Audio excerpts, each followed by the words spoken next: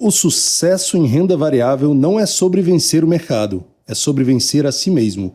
E é com essa frase do Alexander Elder que a gente começa o terceiro episódio do Aplix Cash.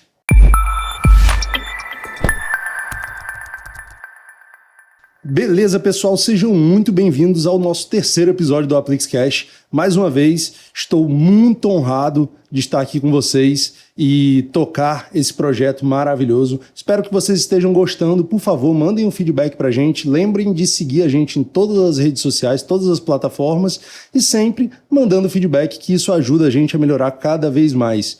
Hoje, a gente vai falar de um assunto que, quando a gente fala de mercado financeiro, de investimentos, todo mundo quer falar, que é renda variável. E para trazer esse assunto para a gente, eu trouxe ninguém menos do que o nosso head de renda variável da Aplix, Haroldo Holanda.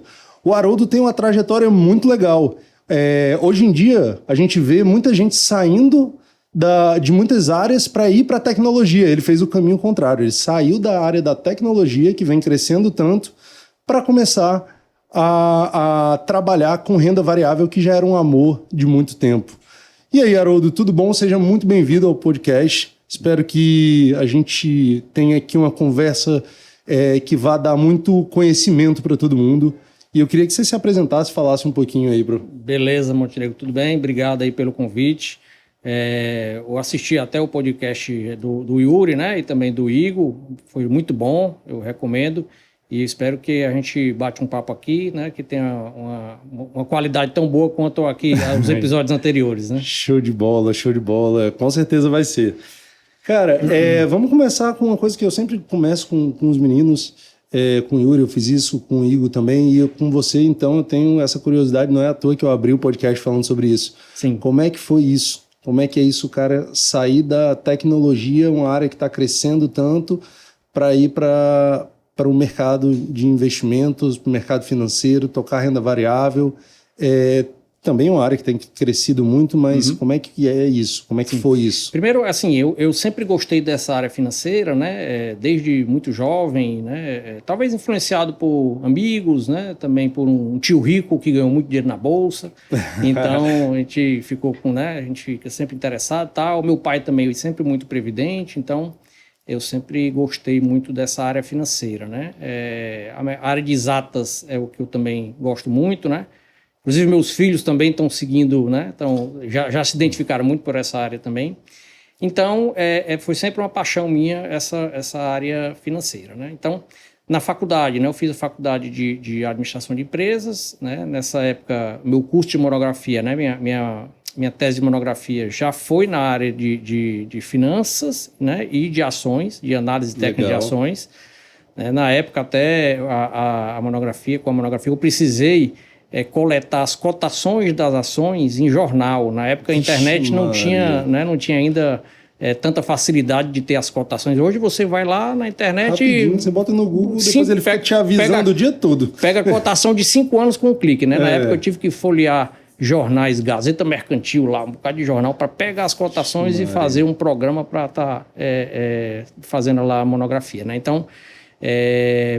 Então, assim, foi uma experiência que eu tive na época. Logo depois, devido a essa dificuldade, eu até acionei a B3, né, para ver se tinha algum tipo de informação que a gente podia, né, baixar. E aí daí até desenvolvi um sisteminha de análise de ações, que fui juntamente com um amigo, que aí um bom tempo eu fiquei fazendo análise de ações com base nesse sistema, né? Legal.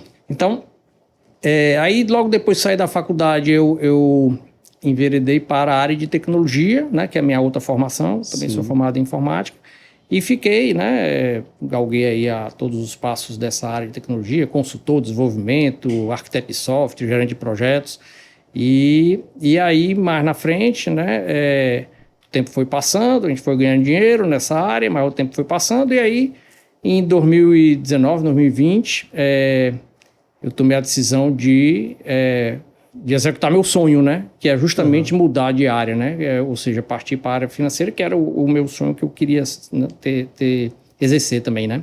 E, cara, você já tá mais velho, com filhos e tudo, tem muita gente que tem receio de fazer isso, mas foi muito pensado isso, né? Você calculou bem aí os riscos, não é à toa que você já vinha trabalhando muito com essa parte de mercado financeiro, estava sempre calculando o risco ali e tudo mais. Na tecnologia também é muito importante isso, Sim, né? A gente tem, logicamente, a gente tem apoio da família, minha esposa me apoiou nessa decisão, e assim, eu nunca deixei, embora eu trabalhasse na área de tecnologia, eu nunca deixei de estudar e de acompanhar, né, essa área financeira, principalmente na área de bolsa de valores, né, de renda variável, né.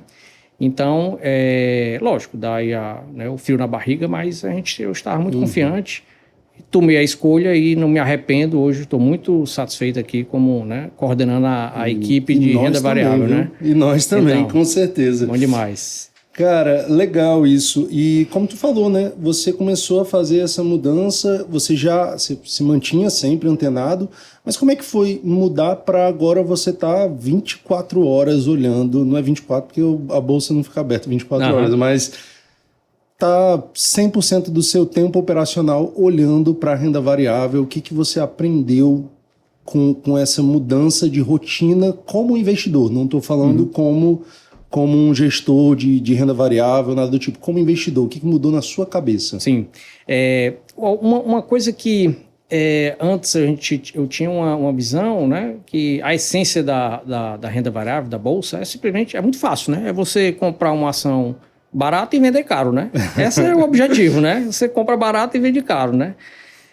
Ocorre que quando a gente começa a se inteirar mais e você ter mais informações, você vê que tem N maneiras de você executar esse tipo de operação lucrativa, digamos assim, né? Então, você tem N formas, você tem N estratégias, N produtos, né? Então, por exemplo, aqui só como exemplos, né? Você tem as carteiras de ações, você tem operações protegidas, operações estruturadas, você tem operação swing trade, long e short, termo de ações, você tem IPO, se você quiser entrar na estreia da ação, né?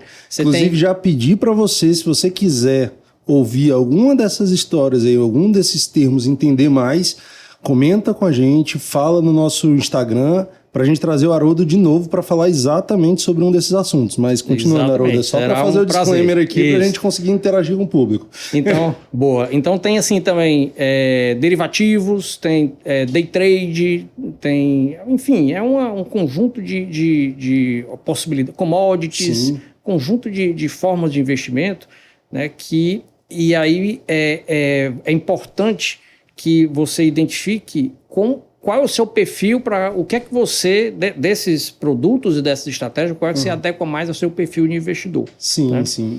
Isso é uma coisa que a gente conversa muito aqui. Eu acho que a gente conversou com o Yuri também sobre isso. É muito importante você saber o seu perfil do investidor e estar confortável com a forma que você investe, né? Talvez pessoas mais arrojadas vão para a renda variável, mas é sempre importante estar balanceando bem a carteira de investimentos, né? Perfeito. E assim, pessoas mais arrojadas vão para a renda variável, mas dentro da renda variável você pode ter ativos ainda de mais risco e ativos de menos risco, certo?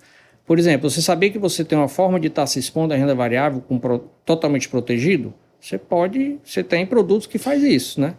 Então você faz um investimento. Como se fosse então você tem o perfil do investidor, né? O perfil de risco do investidor, e ainda tem o perfil de risco em renda variável. É isso aí.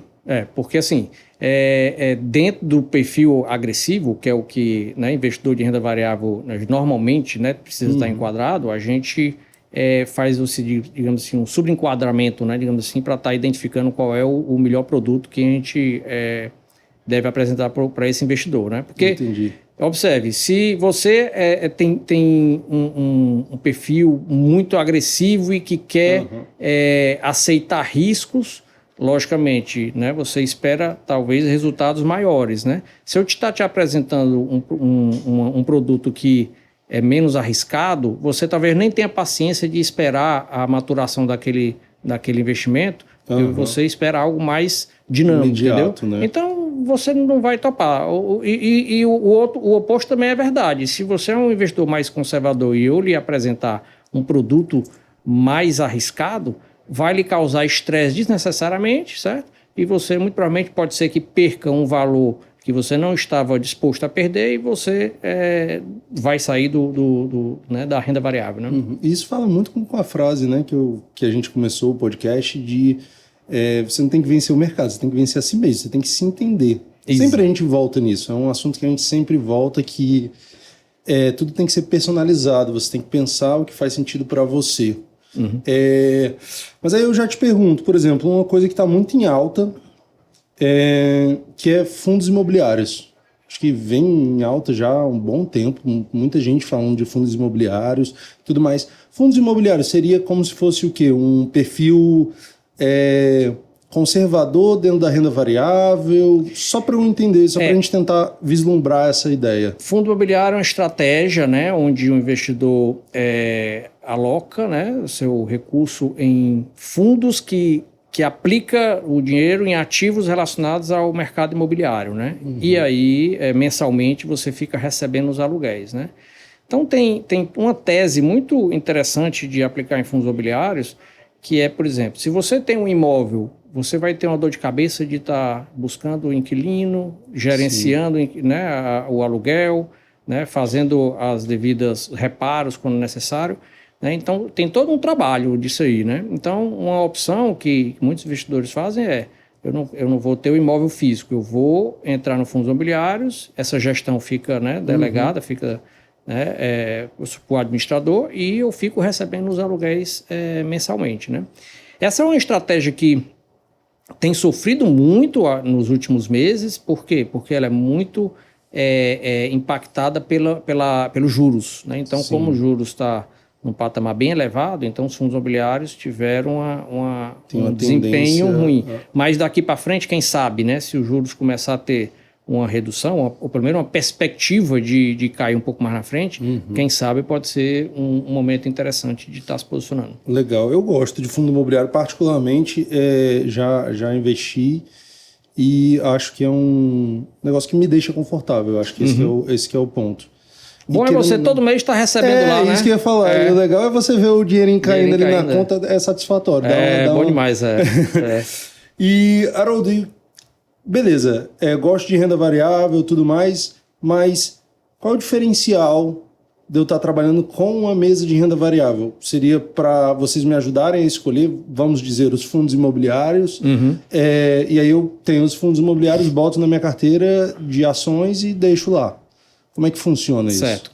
Bom, boa pergunta e aí já comentando um pouco do que a gente tem observado de um, não digo erro, mas de uma prática que a gente entende como não ideal, certo? Que o investidor adota, né? Muitas vezes o investidor ele sabe a hora de entrar, seja porque tem uma dica de um relatório, ou de um influencer na internet, ou de um amigo, certo? E muitas vezes as dicas aquela sugestão de investimento é boa e vale a pena entrar mesmo.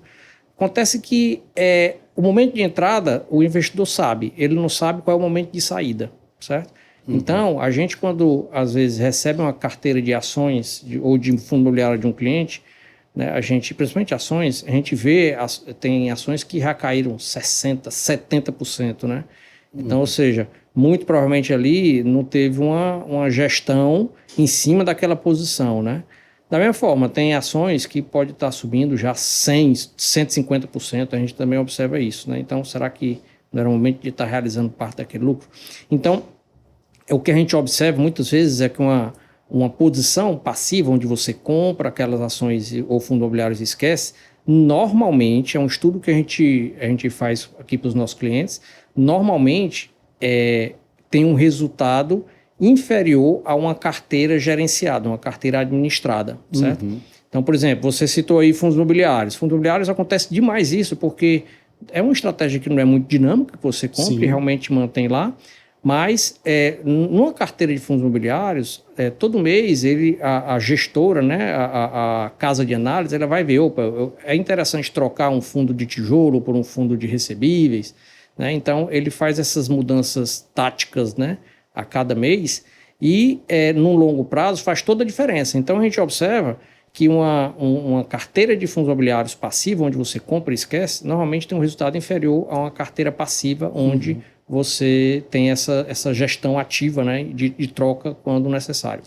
Entendi. É como se a gente olhasse a estratégia e não só os ativos por si só, né? A gente bota numa estratégia de fundo imobiliário que vai ter um mar de ativos ali que Exatamente, vão tá sendo orientados, e também ter essa gestão ativa de diminui em um, aumenta em outro e vai aproveitando os melhores momentos, né? Vou te dar 2 exemplos. Por exemplo, fundos imobiliários, já que a gente está falando, né? Boa parte das carteiras dos fundos imobiliários estão muito alocadas em fundos de recebíveis, onde são fundos que se beneficiam muito com a alta de juros e também na inflação. Então, porque os contratos estão vinculados aos juros ou à inflação. Então, muitas carteiras estão muito posicionadas nesse tipo de fundo imobiliário. Sim. Mas o gestor começa a identificar, opa, nesse momento existe uma perspectiva de começar a cair juros, vamos supor que ele identifique isso. Então, ele começa a colocar fundos de shopping, certo? Então, você tem uma equipe toda especializada que faz essa análise, certo? E aí vai dando as indicações lá de troca, entendeu? Então, isso faz a diferença. Um outro exemplo é a carteira de dividendos, por exemplo. A gente tem um exemplo do ano passado que quase todo o ano, um dos ativos que estava na carteira de dividendos era a Petrobras, certo? E aí, quase no final do ano, ou seja, antes ali da definição eleitoral, eles, por precaução, essa carteira específica, ela foi e retirou Petrobras da carteira, né? Justamente com o risco eleitoral de poder ter algum tipo de impacto, né? E foi assertivo, né? Então essa é a diferença da gestão ativa, entendeu? Que a gente não observa os investidores individuais fazendo esse tipo de análise, entendeu? Até porque não é a pessoa não tem tempo, né? Ela está focada no trabalho dela, na renda ativa dela, que é o trabalho, é o que vai dar dinheiro para ela. Acho que é um grande erro que eu vejo as pessoas acharem que vão investir para ficar milionário. Não, você trabalha para ficar milionário.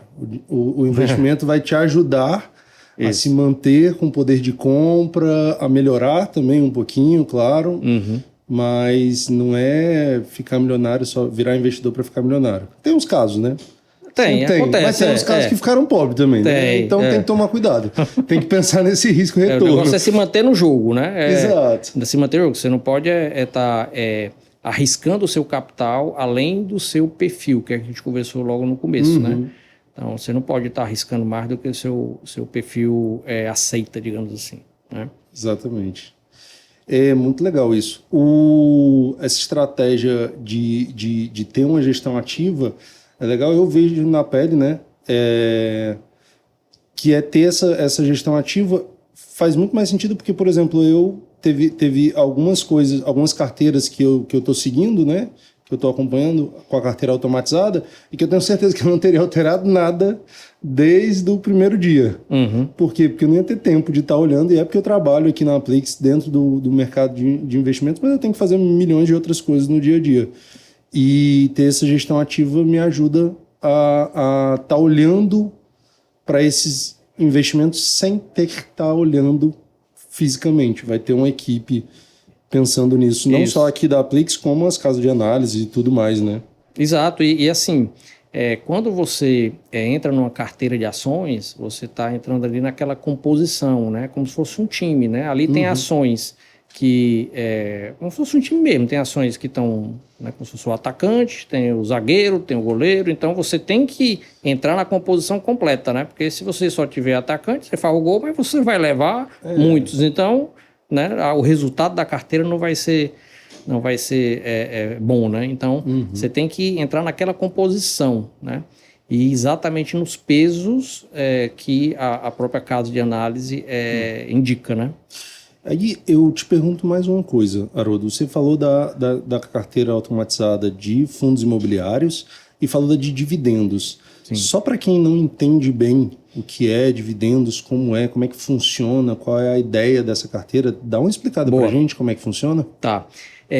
A carteira de dividendos, ela tem como foco, né? É uma carteira um foco de pagar dividendos, né? Ou seja, a carteira tem empresas que têm um histórico robusto de pagamento de dividendos, geralmente empresas maduras, né? E que o lucro da empresa, né? A maior parte desse lucro vai estar destinado a pagamento de dividendos, a distribuição de dividendos, né? Então, seria essa distribuição de lucros para os acionistas, né? Para quem tem aquela ação, quem vai tem ação. receber uma grana ali quando ele dividir esses lucros. Exatamente, Diferentes fundos imobiliários é mensal, a carteira de dividendos, as ações, ela pode ser anual, pode ser semestral, vai depender das assembleias, né? Dos resultados, né? Então, esse é o foco da carteira de dividendos, né? É uma estratégia que normalmente é uma estratégia menos volátil, certo? Quando um investidor, né, está na carteira de dividendos, ele busca, né, uma carteira menos volátil, ou seja, que tem menos oscilação, né, de altos e baixos, né? E você busca ali uma recorrência de dividendos, né? Diferente, por exemplo, de uma carteira small caps, que aí são empresas, né, de menor valor de mercado, empresas de crescimento, né, que tem um potencial de valorização muito maior do que uma carteira de dividendos, certo? Então, é uma carteira interessante para investidores que têm um perfil um pouco mais arrojado. E também tem que pensar na questão de tempo, né? Do tempo do objetivo. Talvez o dividendos, como são empresas já mais consolidadas, o potencial de ganho no curto prazo é menor, mas a chance de estar consolidada por muito tempo e ir crescendo é maior. Já small cap tem já um trabalho um pouco diferente. Pode ser que eles tenham um potencial de ganho muito rápido, né? Mas também de perda muito rápido. Tem exatamente. Que ir controlando tudo isso. Tudo tem que ser pensado na estratégia, né? Exatamente. E assim, quando você está numa carteira, você tem que estar sempre buscando, acompanhando se ela está melhor do que o seu benchmark, né? Então, por exemplo, né? Se você estiver perdendo em uma carteira de ações, pode não ser um resultado ruim. Contanto que a perda seja menor do que uma perda, por exemplo, do Ibovespa, certo? Então, isso a gente observa demais nas carteiras que a gente tem aqui com os nossos clientes. Isso é legal, porque é uma coisa que eu vejo, assim, todo mundo que investe, acho que tem no aplicativo e tem lá o comparativo. Você pode comparar com o CDI, com a Selic, com o Ibovespa. E eu, particularmente, sempre comparo com o CDI. Mas, pelo que você está falando, não faz sentido. Não. No caso de as carteiras de ações, você deve comparar com o Ibovespa. Tipo, com o mesmo jogo, né? Isso. O mesmo, como você falou do time, né? Eu tenho que comparar times da Série A com times da Série A. Não posso comparar o time da Série A com o time da Série C. Porque vai ser diferente a performance e tudo mais. Exato. Legal, isso nunca tinha parado. Depois eu vou pedir para você me dar as dicas para eu comparar direitinho. Apesar de que é uma coisa que eu gosto muito, eu tenho muito na cabeça a estratégia que o Warren Buffett fala muito, né? De buy and hold. Então eu não fico olhando muito meus ativos, eu acho que tem que esperar. Quando eu olhava muito, só me causava muita ansiedade, isso sim. Se eu ganhava, se eu não ganhava, não sei, eu ficava ansioso. O buy and hold, o investimento em ações em geral, ele é um investimento de longo prazo, a gente tem que ter isso em mente, né? A gente pode ter até uma perspectiva de alta ou de baixa, a gente, né, tem, de acordo com análises gráficas, né, que a gente acompanha, né, nas casas, mas a essência de investimento em renda variável é longo prazo, né? O buy and hold, a estratégia, né, digamos assim, não significa comprar e esquecer, certo? Buy and hold é comprar e manter a ação, mas ficar acompanhando, porque pode ser que isso é um investidor que decide comprar uma ação específica e ficar por muito tempo, não dá para esquecer para sempre não, porque pode ser que a ação mude cenário econômico, mude algo que o setor seja impactado. Então, não dá para simplesmente comprar e esquecer não, certo? Se for para pensar, nem o Warren Buffett ele não esquece, ele está sempre atento ali no que está acontecendo, faz as mudanças, são poucas, mas ele faz as mudanças pontuais. E isso, a gestão ativa faz toda a diferença. Né? Legal. Muito bom. Tem que ficar mais atento nisso. Olha aí. Tô aprendendo muita coisa, viu, nesses podcasts. Eu acho que eu vou começar a marcar até mais, com uma frequência maior. Me diz aí, você que está escutando a gente, você quer que a gente tenha uma frequência maior no podcast? Manda pra gente os assuntos que você quer escutar, pra gente trazer assuntos que façam sentido para vocês. Mas eu também tenho uns assuntos que eu quero entender mais. Eu queria que você me explicasse mais outro termo. Você falou de dividendos, depois você falou de small caps. Sim. Você explicou que small caps são empresas menores com potencial de crescimento na bolsa. Mas o que significaria mesmo o small caps? Qualquer empresa que entrou na bolsa e é pequena é um small cap? O conceito, assim, o conceito de small caps, ele não é completamente definido, né? Algumas casas de análise consideram as empresas que têm valor de mercado até 10 bilhões, certo? Uhum. Mas, assim, o conceito são empresas de menor valor, ou seja, não são as blue chips, não é Petrobras, nem Vale, nem Itaú, nem Bradesco, que são as empresas que têm um valor muito grande na bolsa, então são empresas menores, certo? Normalmente, né, elas são mais fortemente impactadas pelos juros, então isso aí é um ponto de atenção, né? Então, em resumo, então, em resumo, é exatamente isso, né? As empresas que são menores com maior potencial, porque a gente entende que empresas menores normalmente têm maior potencial, né? Como startups e por aí. Exato, isso, exatamente. E tem outras estratégias, por exemplo, tem carteira quant. Sabe o que é a carteira quant? Não. Carteira quant são carteiras que seguem um determinado tipo de lógica, certo? Então, por exemplo, o gestor, né, o criador da carteira quant tem uma tese, né? Que, por exemplo, tem uma carteira que a gente tem aqui que está alocado nas ações que têm menor volatilidade em momentos de crise, momentos de alta volatilidade. Por exemplo, março de 2020, que foi que a gente teve, né? Lá a queda da pandemia, né? Então, uma carteira quant dessa de menor volatilidade, logicamente não tem como não cair, mas ela vai cair bem menos, porque ela está alocada em ativos menos voláteis, certo? Legal. Então, uma carteira quant, ela se utiliza de um recurso que chama-se backtest, certo? Então, você adota um determinado setup, uma determinada lógica, aplica aquela lógica para o passado, certo? E aí você vê qual foi o resultado e aí pronto, viu que o resultado é bom e aí define os ativos do futuro com base nesse backtest. O passado ele não define o que vai acontecer no futuro, mas ele te dá uma previsão, né? Exato. É melhor ter um pouco de noção do que vai acontecer do que ir sem saber de nada, né? Legal isso. Isso. Carteiras quant. E falando mais de carteiras automatizadas, o que mais que a gente tem aí que é interessante, que é diferente, que o pessoal não conhece, para tentar... Bom, temos BDRs, né? Então carteiras internacionais, né? Se você quiser ter exposição em ativos internacionais... Dentro da Bolsa Brasileira, dentro da Bolsa Brasileira, exposição internacional. Isso. Então também tem... Qual é a diferença?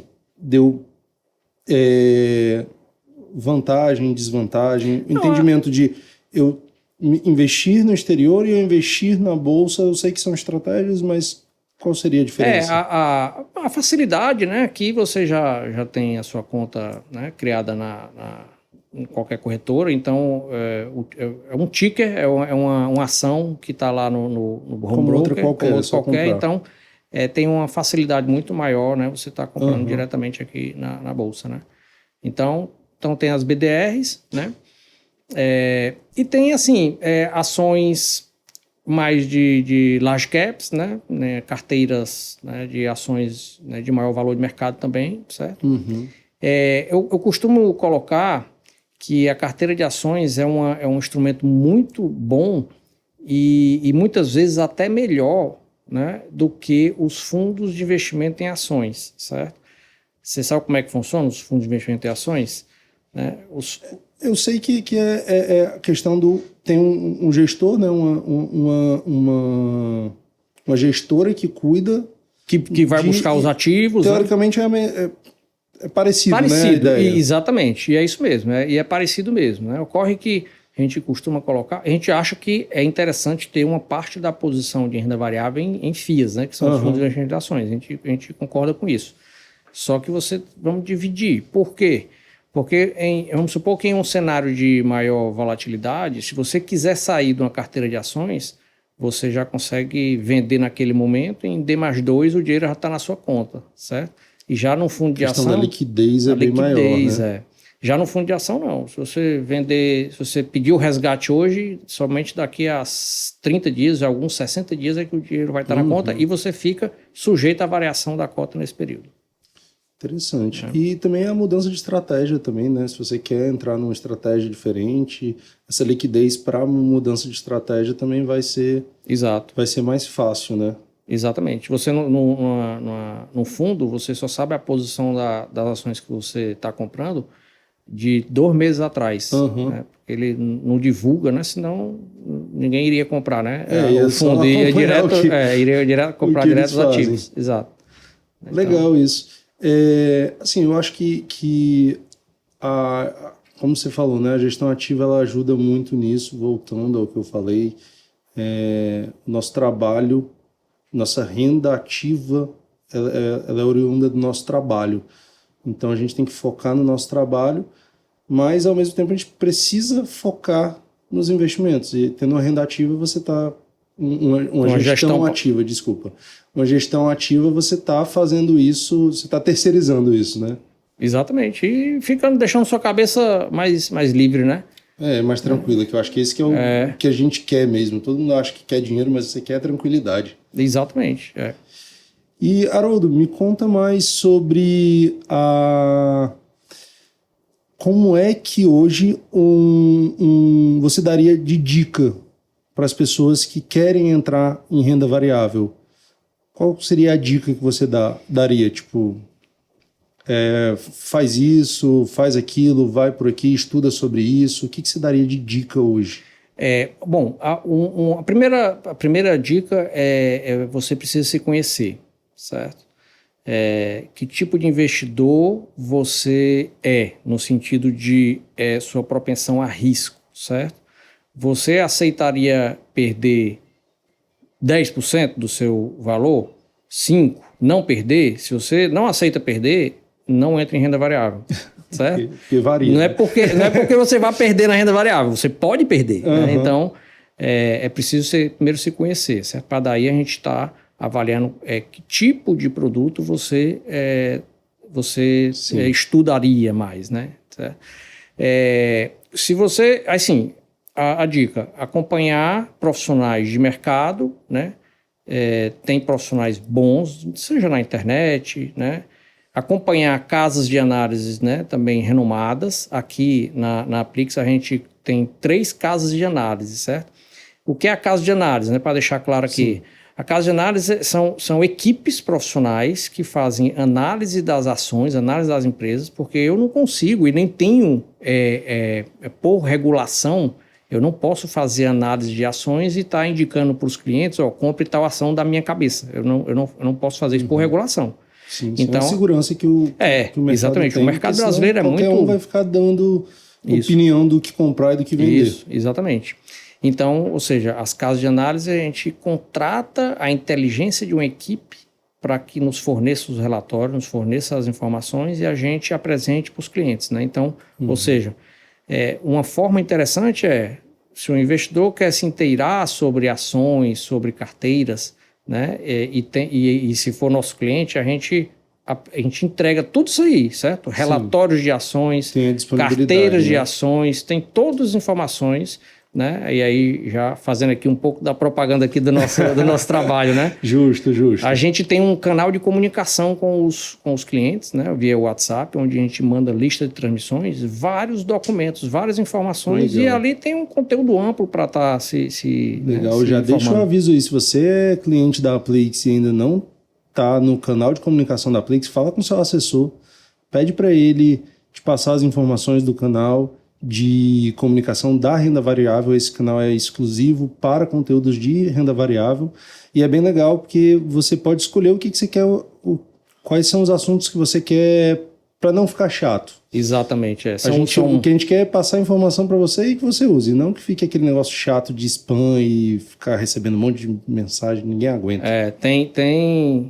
Tem lista de transmissão para quem gosta de receber muita coisa e tem lista de transmissão que que quer receber só uma vez por semana. Então, tem muita coisa lá. Legal, show de bola. Então fica a dica aí. Estudar, se conhecer, lembrar de se conhecer não só como investidor, mas também como é que é o seu perfil na renda variável. Entender mais isso. Volta ao assunto que a gente falou com o Yuri, conhecimento é muito importante, conhecimento é poder, você precisa ter conhecimento para fazer qualquer coisa. E não só isso, buscar profissionais bons e que podem te dar uma assessoria, te dar suporte para tomar as melhores decisões. E eu falo, como eu falei no passado, esse podcast é da Aplix, mas não se limita a Aplix. Procure um profissional bom. Isso que é importante. Claro, a gente está aqui, a gente tenta trazer sempre os melhores profissionais, mas eu deixo esse disclaimer porque eu acho que é muito importante isso. As pessoas acham que quer dizer que o profissional bom é só vocês que estão falando para mim. Não, tem muito profissional bom, como o Haroldo falou aqui. Tem mesmo. Tem muito profissional bom no mercado, casa de análises maravilhosas, muito conteúdo muito bom na internet. Então procurem, estudem. E, claro, se você não tem tempo de estudar, procure um profissional que vai estar ali do seu lado te dando toda essa assessoria. Haroldo, foi maravilhoso esse bate-papo, muito engrandecedor para mim, acredito para quem está em casa também. Eu queria que você que está em casa, que está no carro, ouvindo esse podcast ou assistindo no YouTube, comenta aí, diz pra gente se gostou, lembra de dar o joinha no YouTube para ajudar no nosso trabalho. E Haroldo, eu queria que você desse uma palavrinha final aí pro pessoal. O que você deixaria de palavra aí se você pudesse falar uma coisa para todo mundo ouvir? O que você falaria? A primeira palavra é que foi muito pouco tempo. Vamos marcar outro, né? Vamos sim, tem muito. Já peço outro comentário, pessoal. Comenta aí qual é o próximo assunto que a gente vai conversar com o Haroldo. Boa. Bom, eu acho que a gente conversou aqui algumas coisas, dá para ter uma primeira noção. Para não ser repetitivo, mas eu acho que a questão do perfil é fundamental, você conhecer.